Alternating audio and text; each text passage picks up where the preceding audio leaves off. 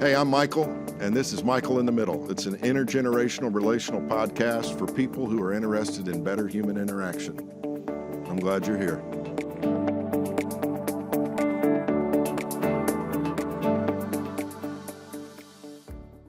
Hey, this is so exciting for me to punch record on a new episode of Michael in the Middle. And I honestly can't think of anybody I'd rather to have on the other end of the line than my friend Trevor Lubiens over there. Good morning, Trevor. Good morning. Or, whatever time it is that you're watching this or listening to it. It's morning somewhere. We know that, right? Yeah, that's a song, I think, somewhere. Well, 5 o'clock. Yeah. Oh, man. Hey, Trevor, it was so great seeing you recently in Nashville when you came to talk about this latest project that you're involved in. And we'll get to that in a minute. But we just love you and Jamie and your family. And it was great to see you, dude. The worst part about that trip was that Jamie didn't get to come. She was so jealous. Nashville it's home because it's where we started as a couple. And so she was like on Find My on our phone, and she's like, "Where are you right now? Are you going to coffee? Are you going to crema? Where are you going to dinner tonight? Tell me what it smells like." So yeah, it's wonderful to be on campus and see everybody. Well, we're going to talk a lot about what you're involved in, obviously, here for this episode. But your wife is literally one of the sweetest, most gifted ladies I know. Love to hear her sing, but her smile just lights up an entire horizon, Yep. So that's so great. Give me a quick update on the kids.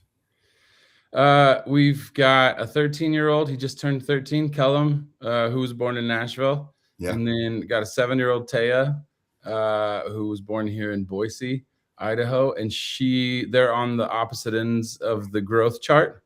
He's off the charts, tall and big, and she barely made the charts. He's all about football. This was a fun year for Seahawks fans. Sure. We watched a lot of games together and culminated with what people are saying is a boring game. I didn't think it was boring at all. No, what it looked like was football to me. Looked like football. That's great. And then Taya is gymnastics, and yeah, but they're just doing great. They're doing great. Navigating middle school, but he's just doing awesome. They're doing great. Wonderful. Yeah. So just to kind of dive right into the way, this podcast has worked over the years, it's, exploring a little bit of your story and how you got in the middle of what you're doing now to get to where you are now. Tell me, about your background. Where'd you grow up? I grew up in Moscow, Idaho, northern Idaho. It's not Moscow. That is Russia. We say Moscow. Right. U of I. Was there for 11 years. Moved to Seattle. Nice. My dad is an associate pastor, so he was at Moscow Church of the Nazarene. Then we went to Aurora Church of the Nazarene. And then I did junior high school, 2 years of college there. Got recruited by the women's basketball coach at NNU, at Northwest Nazarene University, Roger Schmidt. He came to our girls team. We were good. We were just a good basketball school, but our girls team was always good. They won state 3 out of the 4 years that I was there. And so he came, but he saw me and we briefly talked, but I wasn't ready to go. And then, but after 2 years in Seattle, I transferred to NNU, played a little bit of basketball, broke my wrist, and then complete change. I was going to coach basketball and I was totally headed in that direction. And then I was like, I don't see a future necessarily. And I think I love music. Yeah. Started doing music. My dad put one of my songs into a songwriting competition that I kind of knew about, but didn't really know about. And then I ended up winning, which got me some hours in a studio in Nashville. So when I was 25, I was like, let me do a 6-month little stint in Nashville just to see what it's about. Take up this time in the studio, and then 11 years later, we were still there. That's awesome. Jamie and I got married, right after I moved. She moved after she graduated. We got married and just fell in love with the city. And then you are a part of this story. So we were looking around for churches. Yeah. And man, we came to TCC early on, Trevecca Community Church early on, and for some reason did not stay. And so we checked out a couple other places. And then one Sunday, we were late getting up. I'm sure it was me. It wasn't her. And we were like, shoot, we're going to miss this service. Oh, TCC has a late service. Let's do that. And Marvin and the choir and the orchestra and the spirit and Dwight was on. And we were like, what did we miss the first time? Because this is it. And we were in, and she started singing. I started playing in the pit, faked like I knew how to play bass. And then when the music, I started to realize how intense the music industry was if you actually wanted to make money. So some of our friends, Philip Noel and some of those guys that are doing it, kudos, man, because I could not be on the road that much. And so I had to kind of shift gears and figure out what to do next. And I believe you and Marvin both said, hey, there's this job at Trevecca. It's marketing. Yeah. And I had a weird enough skill set for what they were looking for and got into that. And I remember calling my dad maybe 2 or 3 weeks into it. And I was like, Dad, I've never done marketing, but something, it hits, it clicked. And obviously I have a ton to learn, but I love this and I love this university. And yeah, so that's how I got to Nashville and that's how I got to Trevecca. So that was probably too much. That's so cool. And you were with us for several years, actually, right? 7 years. Yeah. That completion, that's that complete number. And we were firing on all cylinders at the end. Our team was so good. Yeah. And Trevecca was growing. And the only reason I left is because we adopted, both of our kids were adopted. Yeah. And, it's no joke when Trevecca is a community and it is family, but then also we just felt like we needed like immediate family around. So absolutely. That's when we started looking to move back to Idaho. Yeah. Idaho is very special in our family. My dad was actually born on the campus of Northwest Nazarene. It's some kind of a music building now, has been for years. It's the art and music building. Yeah. Art and music. But in 1937, it was the Samaritan Hospital. And that's where my dad was born. And he has a special bond with that part of the country, obviously, and with that campus. And, I think a lot about these kinds of things, about how, there are things that have happened before we come along that if they didn't happen the way they happened, we wouldn't have come along, And so, I mean, that's a discussion for a whole other time, about how I heard a guy talk one time about how improbable we all are, that certain things had to happen just in the way that they did. But here we are talking today about the journey that you've been on, for these last 4 years. You did rock it here at Trevecca. I'm still there, still doing what I can to tell the story, but what you went to Idaho for, to connect with family and to do some ministry things, led you now to where you are in helping tell stories for other people again. It just seems like maybe, Trevor, that unusual skill set that you referred to before sets you up to be involved with people who have these compelling stories to tell. And so, the title down there, if you're not watching, you wouldn't know that Trevor Lubiens is a director and a cinematographer, and he's with Conflux Creative. What is that? Let's jump into that for a minute, and then we'll talk about more current events. What is Conflux Creative? Yeah. It has to do with what we're going to talk about. In Okay. 2024, I met a girl on a trip in Spain. Okay. We did not. She lived in Boise, and but we had to go to Spain to meet apparently, That's and wild. Yeah. we just had this beautiful connection early on through videography and photography. And when we got back into the States, she said, "Any chance we could go to coffee? I got a question for you." And I was like, "Yep, let's do it." And she was basically saying how she was freelancing. She had been freelancing for a while. I told her I had been freelancing. I don't care for it. I love working with a team.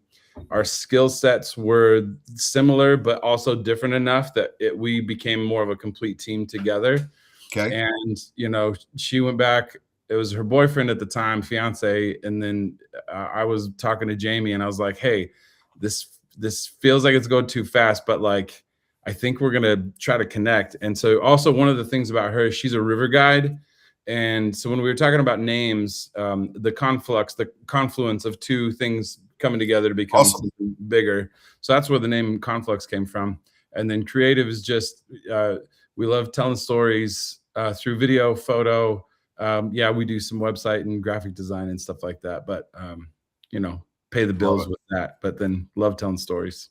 So, the story that you're telling now, More Than Steps, right? More Than Yeah. Steps film. Yep. And we'll get that website up that people can start looking for that. But the my work, Rebecca, takes me off campus quite a bit. I mean, I'm pretty externally focused, but I do love going to chapel services. And so when I get the chapel schedule each semester, I kind of look down through who do I know. Trevor Lubiens is going to be at Trevecca Chapel, and I happened to be in town. It was important to me to get over there. And if you're watching, this is a picture of Trevor with Dr. Dan Boone, our president, and myself. It was great to get to be there and to see and hear about this work that you're doing. You went to Idaho after you left Trevecca. Kind of you were going to be involved in church work. I think didn't you end up going back to work a little bit at NNU, or did you just do some project work for them, or Just some project work for them. project work? So you go out there, you're thinking this is why we're here. It's not just family. There's some ministry things that are important to us. But what was it that initially? I'm trying to remember how you told that story, but you came in touch. You got in touch with a couple of guys that knew each other from Point Loma Nazarene University and Northwest Nazarene University. They were like really close friends. I tell me about those guys real quick, because the "I'll push you" moment in your life pushed you in a totally new direction, right? Yep. Yep. Yeah, I came when I ended at Trevecca, I was working. I had been uh, bivocational for about 8 years. I had led worship, but then also working full time at Trevecca, and we were kind of looking to simplify. And so I Okay. loved music, but I loved marketing. What was really cool is that Carly Bartlett. Yeah, So absolutely. Carly and Jamie traveled together. Carly did a semester here at Trevecca, Yeah, actually, and yeah, she called me one day. Like, this is how God works, right? We're really feeling this pull back to Idaho, and like trying to seek and figure out, is this, we don't want to force it, but she just called and she was like, "Hey, I work for a church. We need somebody. Our worship leader just kind of quit suddenly, and we need somebody for that. But our lead pastor is wanting to know if there's anybody that we know that does music, but also could help with our marketing and communications." And she was like, "I nice. know a guy." Yeah, yeah, So I came really strictly for that. And my very first Sunday, I met a guy, Patrick, who was on the worship team. He was playing guitar. And what I didn't know is that was supposed to be his last Sunday. He and his wife had made some difficult decisions to move out of that church. But then he said when he went home that day, to go see her. Like she didn't go to church because they had already said their goodbyes. Yeah. They were done. Yeah. So he goes home and he said, Donna, I'm supposed to know this guy. I don't know what to tell you. And so we really truly instantly connected. Wow.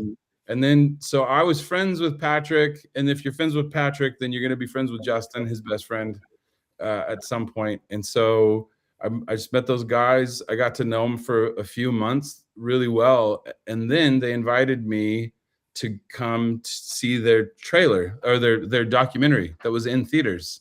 I was like, what is happening? And it was their story, I'll Push You, which is that they were born 2 days apart. They've been best friends since day 2.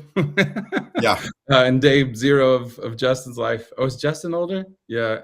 Anyway, and Justin later in his life, he has a disease called I can get this, multifocal acquired motor axonopathy, and it just basically it starts to take away the use of his muscles, and it took his legs first, then it took his arms, and he's an incredible graphic designer and artist. And when it took his arms, when it took the use of his hands to be able to really do that work, he was in a dark place. He happened across watching Rick Steves. He was doing Spain, and he talked about the Camino de Santiago. So for those who don't know, Camino de Santiago, it is the way of St. James. It's an ancient pilgrimage.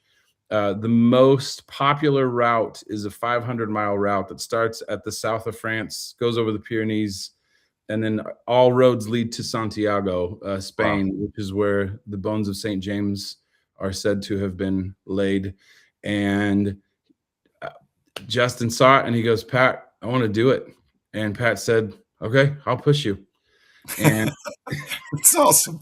And because that's the kind of friends they are.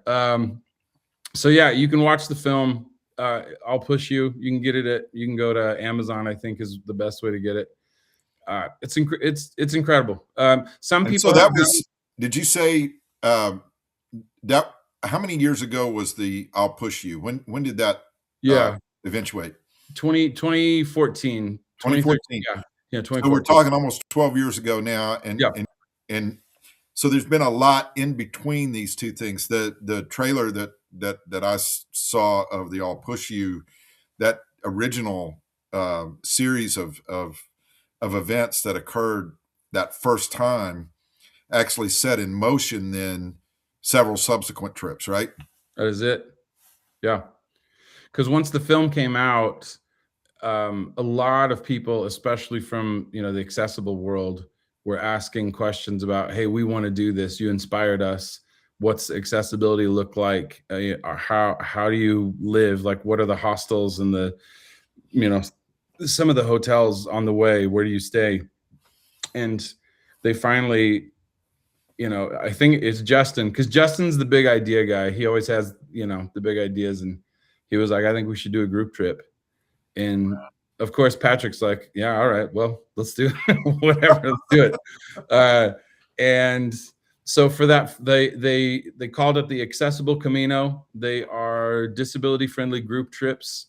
It's I say only, it's still a trek. It's about 115 kilometers, which is what it takes to be an official Camino. Because you'll get a passport, a Compostela, and you'll go to certain checkpoints, and you have to have enough stamps, and then they come back and they'll give you a certificate and all that.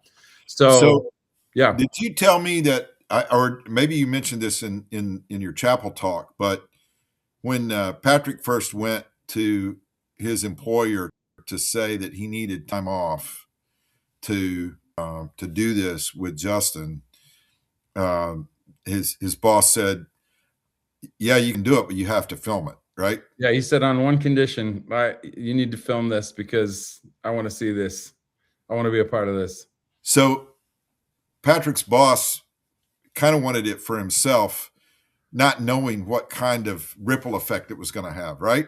Yeah, exactly. Yes. I love that part of the story. It's not the story, but it's an important thing, because isn't it true that sometimes we unwittingly do something that seems not insignificant, but certainly not world changing or whatever, earth shattering, but something simple can turn into something incredible, which is what's happened for these two guys, right? Yep. Yes. You have to have all these little things that happen. I mean, the fact that Justin watched Rick Steves, the fact that Patrick was visiting him that day, then Ed Castledine says, you gotta film this. And you just have a ton of people with decisions that are all, I think that's the core thing. The motivating factor is like love, the love of other, I think. Fantastic. Yeah. So when did you first go on the Camino? Their first accessible Camino, it was in 2019. And Okay. so in 2018, they came to me. I had been doing some work with them, video work, because they were doing some, they were needing some trailers and some other stuff like that. And so anyway, they sat me down and they were like, hey, I think we're going to do this thing. We would like you to document it. And I was like, you had me at Spain. I mean, let's go. I had no idea exactly what I was getting into, but I love these guys, and you're going to pay my way to Spain and pay me to do this thing. Yeah, I'm going to go. So yeah, they've done 5. I've been on all 5. I've gotten to document every single one of them, and it's just been life-changing. Man, that's just fantastic. So we can't recreate everything about what you were able to share with the students there in that chapel, but you could just feel the lean, as it were, from the students as they were encountering this story, because it's a lot of different things that are going on. First of all, it's the incredible power of friendship, and that the qualities of a true friendship. Justin's not a small guy, but Patrick literally pushed, pulled, carried, put him on his shoulders at times, right? I mean, and I mean, there's some symmetry there that I think is just really beautiful.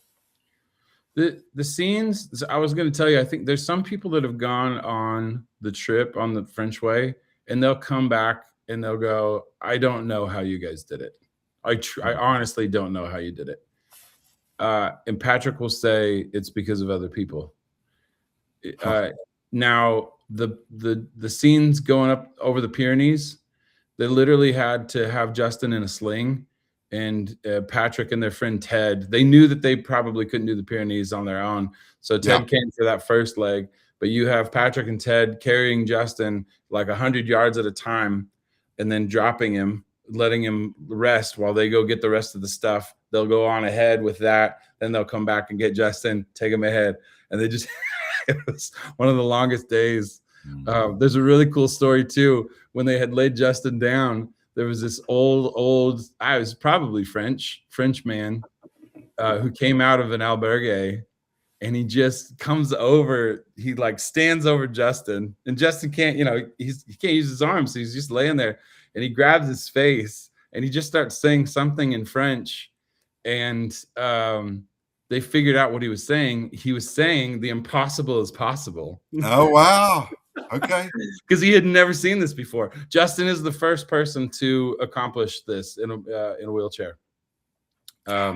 So yeah, it really is an incredible story. And so yeah, of course, when you see the documentary, you're like inspired by the grit and the will. You're inspired by the friendship.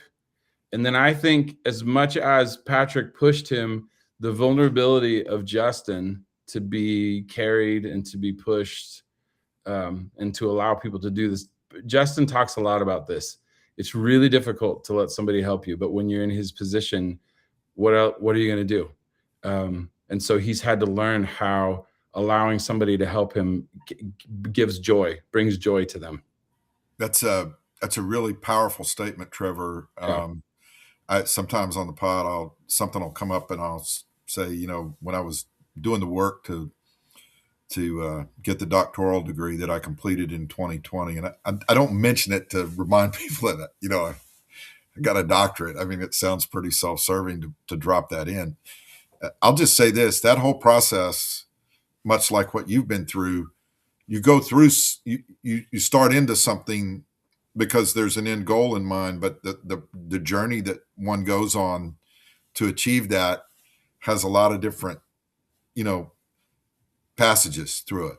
Yeah. And Yeah. literally, you have validated something that I found to be true in my research in studying generosity. That was the main construct that was a part of my doctoral study, was Okay. just the whole realm of generosity. And generosity typically is thought of as giving something to others. My definition was giving freely and abundantly to others. That's kind of what generosity is thought of. There's a scientific validation of what you said in terms of receiving. The act of receiving, sometimes being willing to take something from someone else who wants to give it to you, is in and of itself an act of generosity as well. Hmm. Because Justin, before his illness, was a big strong boy, right? I mean, he had it all, Yeah. and then suddenly he couldn't, and he would have deprived Patrick and untold numbers of people of a blessing if he had not been willing to allow himself to be carried, to receive that gift. And Trevor, I think that's a life lesson that a lot of people hardly ever learn, that they want to be strong and tough, and there's somebody out there that would want to help them if only that person would let them, so thank you for sharing that. And thanks for indulging me for a minute to talk about it in terms of actual research. But Yeah. being willing to receive is a gift in and of itself. Yeah. Really is. So you went in 2018, and you've been how many other times? 5 times. We were going to go in 2020. The plan was to do it every summer, and Okay. then COVID hit, and they tried to regroup, and then they asked the community that had built, online, "Oh, should we do it again?" And so, sure enough, yeah, 2022 they went again, and then this time to make it a little bit more cost effective, they said, like, while we're over there, let's do 2 back-to-back trips. The trip takes place. We're on the trail for 6 days, and then there's a day of prep, and then there's a last day where it's kind of a free day and we have dinner together. And so the guys decided in 2022, let's do the French way first, and then let's do the Portuguese route the second time. And so we just had maybe 3 or 4 days in between to kind of rest up and get ready for the next crew. And it's it's really interesting. We were thinking, is it going? Are the groups going to bleed into each other? Will we have enough to give to this next group? Yeah. And every single group, there are similarities for sure. Every single group is unique and dynamic in its own way, and it's great. So 2022 they did 2 trips. They took a year off, and then 2024 they did 2 trips. They took a year off, and then this last time they asked each other, "All right, are we doing it again?" And they said yes, but I think just 2 more trips, and I think we're done. I think one more summer, doing these 2 trips, and we're done. And so that'll be this summer, That'll 2026. be this summer. We're leaving. Man, Patrick put a little prompt up to the group. We have a website where people are training together and all that stuff. But Yeah. he said, guys, in 4 months we'll be done with day 3 of the first trip, and that got real because I like to eat over Christmas break, and now I got to train. Speaking of training, how much do you have to do in advance to get ready to go on a journey like that? For something like this, really, truly just walking. I'm Okay. trying to get as many steps in as possible. to get your feet used to the pounding and get rid of those hot spots and stuff like that. I have a full new knee. I got knee replacement Oh, a wow. year ago. So all my basketball and football, plus a little bit of my mom's osteoarthritis, Yeah. and that last trip was really, really difficult for me. Mm. And so when I got back and I found out that we were going to do one more trip, but we had a year break, decided to do it. So Good. I've got a little bit more strength training to do to get this knee all the way good to go, but Yeah. feeling good. Which way is more demanding, or are they essentially the same, the French or the Portuguese? It's a good question. We talked about this. I think the French way overall is a little bit more demanding. However, day 2 of the Portuguese route is just no joke. I think it's the most difficult day. Okay. Because they lengthened day 2, and the incline of one of those first hills is unreal.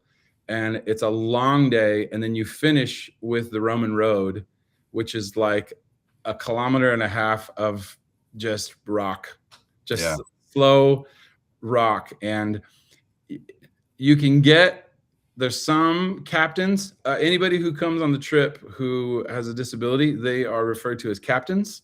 Okay. They get to decide how they're feeling, how they want to navigate. Nobody else to decide for them.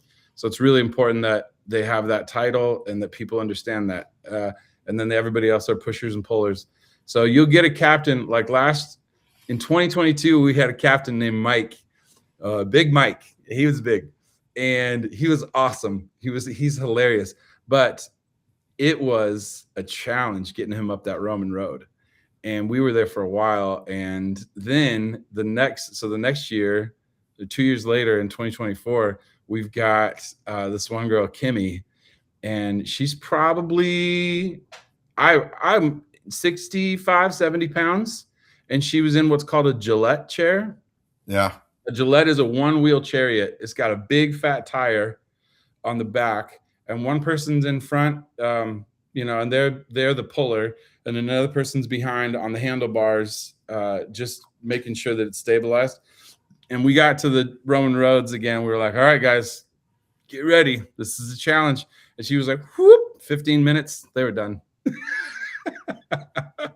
So you just never know what the trip's going to hold. So her wheelchair was that heavy? Is that what you said? Her body is that heavy, and her wheelchair is, the Gillette chair is another 20 pounds. Did you say a big tire? 265, 270? Is that what you said? For her, no, I'm saying she was very light. Oh, she was that light. I totally misunderstood. She was light, and the Gillette chair was built for that trail, that part of the trail. Yeah. When she's going straight, she's doing a lot of this. So it has its drawbacks because the person in the front, their steps, but when she's going up hills or whatever, that Gillette chair can handle it. It's pretty great. Anyway, that's a side note. So, I mean, I'm sure with the number of people that you've worked with, you've had all body types and personality types. Yeah. And yeah. It's like walking down a street in New York City, I guess, you got it all. You got it all. Yeah. Yeah. So, and everybody's story is amazing too. Give me a couple, Patrick and Justin are your friends. That's who got you involved with this. But are there a couple of standout stories, that have really impacted you with these people that you've encountered? Yeah, I mean, you're gonna make me cry because it really truly is just so emotional. One thing I will say that I love, and one of the reasons we're doing this documentary is that I see so many parallels from the accessible Camino, especially to life. Okay. And I hope the film inspires people to live a different way because of what they see and experience. And that's why I just think every story is just so impactful. I think, a couple, one story, Shauna and Cynthia, and Lauren. Um, Lauren was maybe 16 Okay. when she went on the trip with her dad. And I remember the first day on the French Way. Again, no joke. It's uphill for most of the first part, and it's just long, and it was hot. And maybe 5 hours into it, 5 or 6 hours into it, I was filming, and I walked past, and Lauren was sitting on the ground, telling her dad she was not going to go another step. This was the stupidest trip Yeah. that she could ever go on. I don't know why you brought me. And I was like, oh, that seems that I'm not that kind of a father yet. I don't have those kind of challenges yet. So I'm going to go Right. just move on. So now enter Shauna and Cynthia. Cynthia is blind. Shauna was her guide. And Shauna is just they're both amazing human beings. And Shauna would walk with Cynthia and not just explain what the terrain was like. That's very important, obviously, because you don't want her to trip. And so she'll guide her, and she'll say, okay, there's this kind of rock and this kind of gravel, and we're really slippery here. But on some of the flats, she would explain the terrain. And when you were next to Shauna, she did it in such a poetic and vivid way that it Yeah. was like, can I even see what am I looking at? Because I'm not even seeing this. And more and more people started to just kind of walk and listen to Shauna and experience that relationship that they had. And so I'm going to say it was on day 3 that Lauren started walking with them. She did get up. She did take some more steps. Okay. And she started walking with them. And then day 4, on the French Way, there's a rock bridge. And you never know what's going to take place over this rock bridge, because the water could be high, could be low, could be muddy, could be wet, whatever. And this day, the water was pretty high, and so everybody was going over this rock bridge. And Lauren asked if she could guide. She had started guiding Cynthia. Okay. And she was trying to learn from Shauna, how do you do this? And she walked across this rock bridge leading Cynthia. It is a very tall, I mean, you can get very injured. And she took that on. And we watched Lauren, it felt like just an absolute change Okay. from being, worried about her own feet and the pain and all of that stuff, to finding meaning and purpose and helping somebody else Awesome. navigate. And I'm not saying that the pain went away for her, but she just wasn't thinking about it anymore. I'm telling you, it was not the same girl that came on this trip at the beginning to who we left with. It was a beautiful transformation story with her. That's fantastic. That's one. And then obviously there's the one that I told at Tribeca that's changed my life. I wish I could I will shorten it because I know I'm talking a lot. Day 3 of the French Way, there is a little town called Malide, and I had walked a lot with this guy Tim and this woman Carly. Yeah. And I got to know both of them and share stories. And Carly was a firefighter, a forest firefighter. And actually, she did some firefighting in Idaho before, but she's from Knoxville, Tennessee. Okay. And she had an extremely horrible fall. And she really was gracious to tell me her story. I just felt like an instant connection with both of these individuals. So we get to the lead, and we're there before everybody else. We got a little bit of time to spare. It's the end of the day, but these locals told us, you have to go Iglesia Cristo. Like, they were trying to tell us we have to go to this church and we have to see Jesus. We have to see their crucifix. They were really proud of their crucifix. And so Tim, we walk over this beautiful rock bridge. Inside joke to Patrick. Yes, this is the bridge. And we get to the church and there's these stairs. And this is another story. More Than Steps came from our friend Nico, who's from France, who did not come as a captain. He came as a pusher, but we found out later that he had cancer and they had to fuse his knee. So he walked with a limp, and he was always behind. This is in 2024. He came on these trips, and he All was right. always behind every day. And he felt so bad that he was holding the group up. And Patrick like had to grab his face and be like, "We are here for all of us. You are fine. You are good." And Yeah. then, and then later in the trip, Nico said on the back of the bus to Patrick, "I'm beginning to understand that this is more than steps. It's Wow.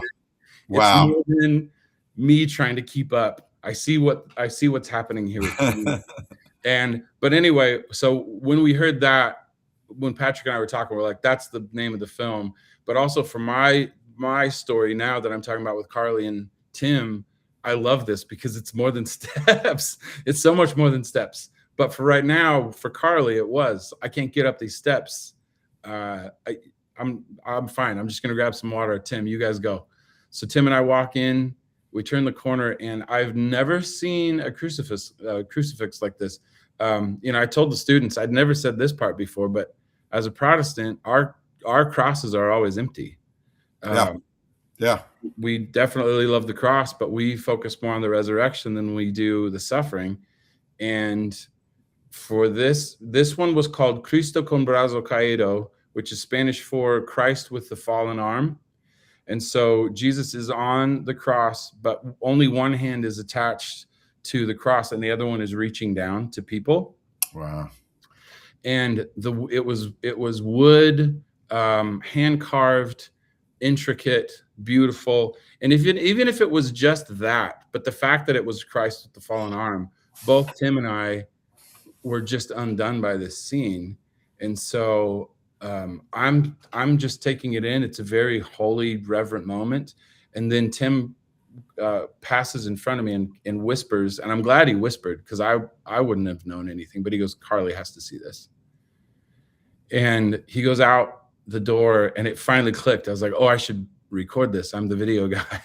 So I walk out the door and I see him trying to convince Carly that he really does need to pick her up and take her up these steps. Yeah. What I didn't know is that Carly, ever since the accident, she has been trying to prove people wrong. And it's a little bit of a Justin story, but I think elevated a little bit because she is so strong and capable. I've seen her go up a rock wall just with her arms, just carrying the rest of her body. Yeah. She's so strong.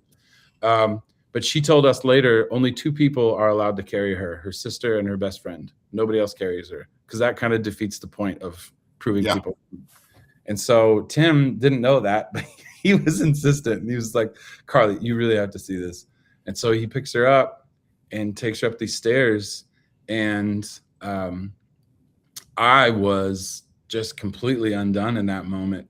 I remember them both walking through the doorway, and they both had smiles on their face. But Tim's especially, he's been in 1,000 churches. And I think walking through the door of this one is probably the most profound for him because of what he was able to do. And if I'm telling this story to atheists or agnostics, I might leave this part out because I don't want them to throw the baby out with the bathwater. But I'll just tell you, as a Christian, I had been really struggling with how do you define love? If it's love God, love neighbor.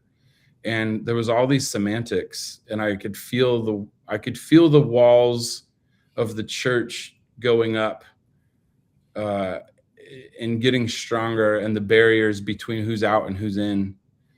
And I just didn't love it. And I'm not saying that was every church. That was just kind of my experience. And so then when I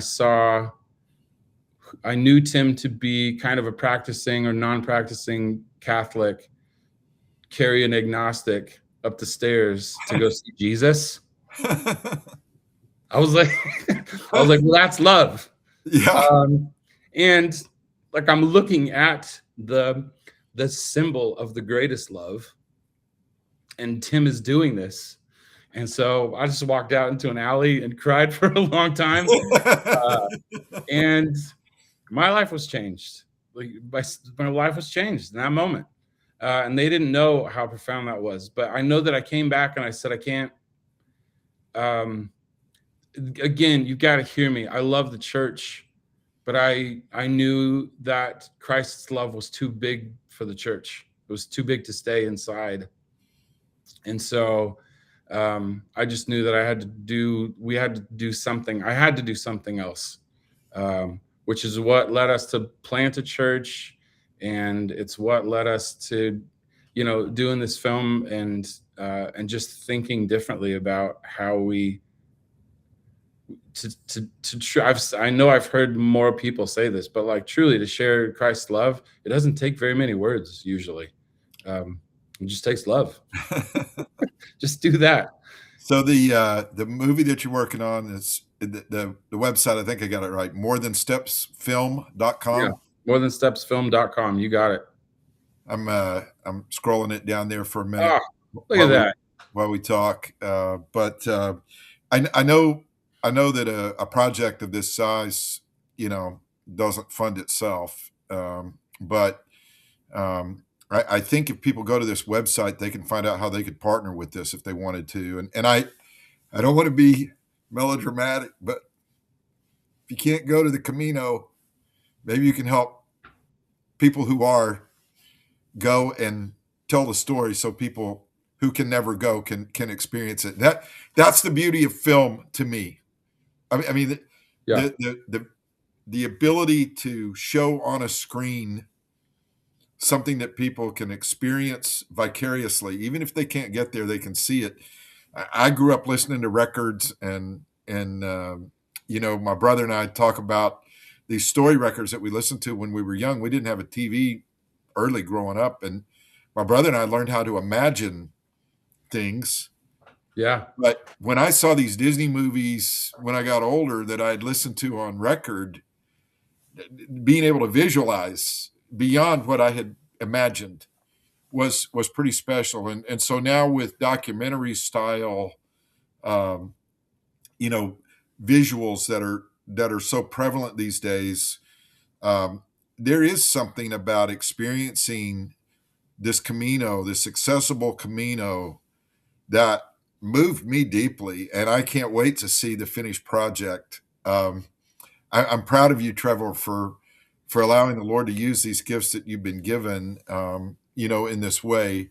I want to ask you a personal question beyond these stories that you've just told.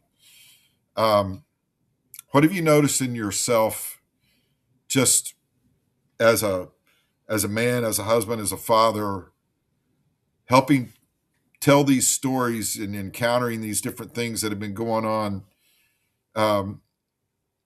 When you were in college and you were trying to figure out what you're going to do with your life, you're playing ball, you're having fun. Could you have ever imagined where you are right now? What's it done to you? No. It's funny. So I've really loved to learn about my Enneagram self. I don't know Okay. if you have done any work with that, but I have, yeah. So I'm a 1, and I think growing up, For the uninitiated, what's the dominant themes for a 1? What are the dominant themes? The reformer. Don't say perfectionist. We know that can't exist, but we're still going to try. But we'd like to reform. Yeah. There's this idea that we experienced perfection at some point, or we have a glimpse of what that looks like, and we just can't see anything else but that. And so I think having parents and growing up in Moscow in this little town with great grandparents, I lived into my triad of 7 because there was no stress and I was feeling great. And so I think in high school you would have seen this guy that like, what's the next fun thing? What are we doing now? What are we doing now? And then I will tell you, actually, I'm a large human, and I always have been. and my birthday is in September 14th, and I was turning 5. I was 4 still, but my mom and dad were like, my mom said to my dad, "Gene, he's huge. He has to go into school now." So I started kindergarten when I was 4. So I started college when I was 17. So Okay. everything was a little bit late for me. I wish I would have been held back, but like my athletic ability really kicked in my freshman year. Yeah. I was really a role player in high school, but my freshman year, dude, it was good. I was great, and I got cocky. And in the off season, I had this experience with my friend Eric. I was telling this guy who was trying to walk onto our team, and I was very rude to him. Yeah. And my buddy Eric brought me into the hallway, and he slapped me. He slapped me. I think he got my ear, and he goes, Wow. What are you doing? This is not you." And I am so grateful for him, because in that moment, and I had a couple of other moments where I realized that my fine life or whatever was really self-oriented. um and over these last few years, I've really lived into my one self, where I find true meaning and purpose in telling stories that solve problems, or just show beauty, because there's beauty in the world. There's so much beauty and light in the Yes. world, and it needs to be told, but it's really difficult to find it sometimes because of the way that our world works and how much we love fear and anxiety. And we don't love it, but for some reason we seek it out, or it seeks us out. And so, uh I guess that's how I've seen my life change, is that other people have held me accountable to wanting to actually be a Jesus follower. Yeah. uh and that what that looks like is giving your life away. And that means giving your talents away, or at least giving your talents to do something that will hopefully, in a very humble way, you get to partner with God in heaven on earth. You you're helping craft the story that's called More Than Steps Film.com. Yeah. Again, I'm going to scroll it there. I want people to more than steps film.com. Look it up, get involved, make a plan to help fund it, and then spread the word about what this world looks Ooh. like to an accessible Camino. You know, And I you will want to say something to that? Well, and I will say what's great about this too is that we were accepted by the International Documentary Association, and they are our corporate sponsors. So we are a nonprofit. So if you want to give through IDA, it's a tax write-off, which is pretty great. Fantastic. You could also give through GoFundMe, but that's the way I Yeah. give. Well, I love the way that the name came about, you know, because it is more than just steps that are being taken. But I think there's a full circle moment for you too here, because you're taking steps along the way, but there's been more going on than just the incremental Mm. thing that's been happening at the time. And you know, the gospel according to Forrest Gump comes to mind. You know, is it fate or is it destiny? You know, that is something bigger at work. And when Forrest says, you know, I think it's a little bit of both. I I don't believe that God's playing a big video game with us, but man, I believe in the providence of God. There are things that happen at just the right time, and Yeah. if we're in tune, you know, we can be a part of a beautiful symphony. And I just I'm so proud of you, man. And Mm. your story moves me, and the story of the accessible Camino. Uh, you know, I just I'm really grateful that I was in town and I got to see you, and that I got to hear a part of the story. You know, in the chapel service, and I can't wait to see how God uses this more than steps thing. It's really cool. Thanks, Michael. Yeah. I just so appreciate you and your family and all the investments that you make to our family, but just to so many people, so Yeah. many people. Thank you. Yeah. Uh, our kids, Chad and Amy, especially love you guys so much. They, you know, and I, as a father, when I see our sons flourishing in their lives, but also in their relationships with people, Had a conversation with somebody even today that I don't get to see a lot, but it's like when Paul said, "I thank my God upon every remembrance of you."